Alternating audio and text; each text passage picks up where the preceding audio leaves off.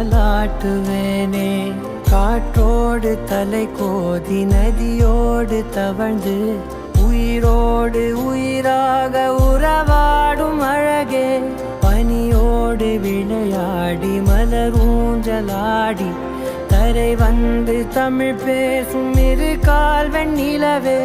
சிறகாக உன்னை நான் ஏந்தி செல்வேன், சினுங்காமல் உன்னை நான் பார்த்து கொள்வேன்.